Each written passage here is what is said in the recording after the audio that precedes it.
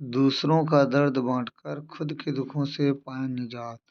Best story in this video.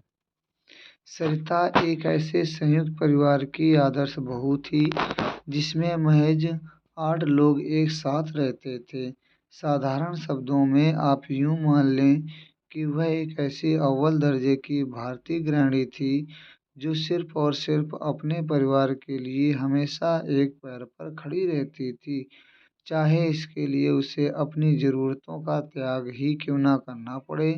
इसके एवज में उसके ससुराल के लोग भी उससे बेहद प्यार करते थे। अगर सरिता न होती तो शायद सिंह परिवार अब तक अलग थलग पड़ गया होता। पर संयुक्त परिवार में सभी लोगों के लिए खास बनना भी इतना सरल नहीं है जितना कि सुनने में लगता है। पहले सुबह जग जाना, घर के सारे कामकाज करने के बाद एक एक सदस्य के लिए पसंदीदा खाना तैयार करना सरिता की एक दिनचर्या बन गई थी।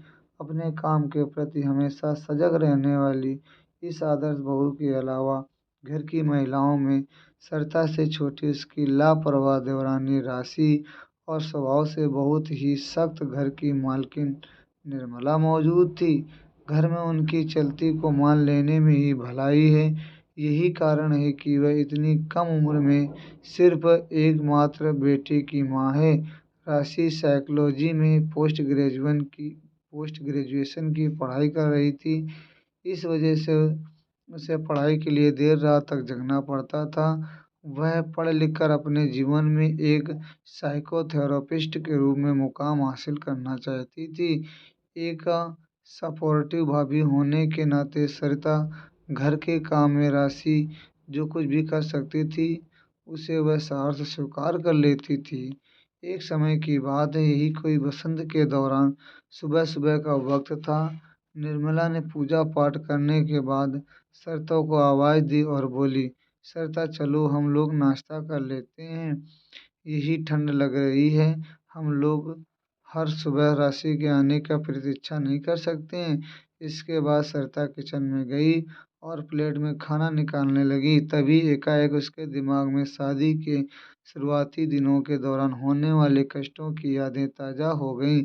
सरिता उस सुबह को याद कर शिहर उठी जब उसे जगने में थोड़ी देर हो जाती है। उन दिनों उसकी सास चुपचाप ही सही बहुत ही बुरा बर्ताव करती थी।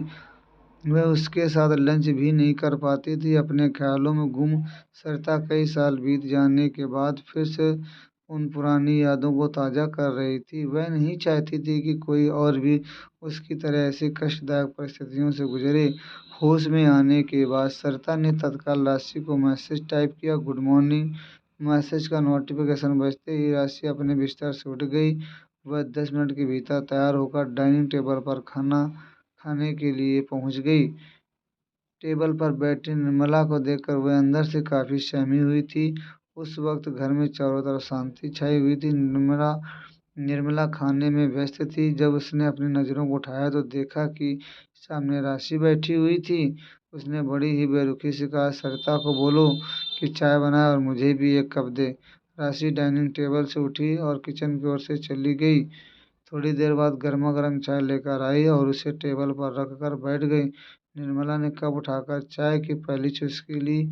वही राशि चुपचाप उन्हें देख रही थी। तभी निर्मला अचानक से बोल पड़ी, इलायची की चाय मुझे बहुत पसंद है माँ, आज राशि ने चाय बनाई है, वो भी खास आपके लिए। उसे मालूम है कि इलायची चाय आपकी फेवरेट है।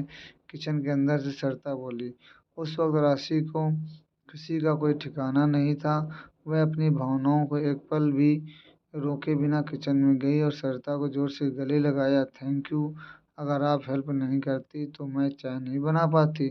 उस वक्त अगर आपने मैसेज नहीं किया होता तो शायद अब तक सो रही होती। इसी बीच राशि ने अपने कंधे पर कुछ थपथपाहट महसूस की। पीछे मुड़ के देखा तो घर की मालकिन निर्मला खड़ी थी। उसके चेहरे पर एक प्यार भरी मुस्कान थी। राशि ने आज तक उनके चेहरे पर इस तरह का भाव नहीं देखा था। थैंक यू राशि। बड़े ही सख्त स्वभाव की निर्मला का मन आखिरकार पिघल गया। यह देखकर सरिता का मन खुशी से खिल उठा। उसे एहसास हुआ कि अगर आपकी भावना आपके मन मस्तिष्क को कष्ट पहुंचा सकती है, तो वह कुछ हद तक उसकी भरपाई भी कर सकती है। वह अब उस भरपाई के लिए पूरी तरह से तत्पर थी।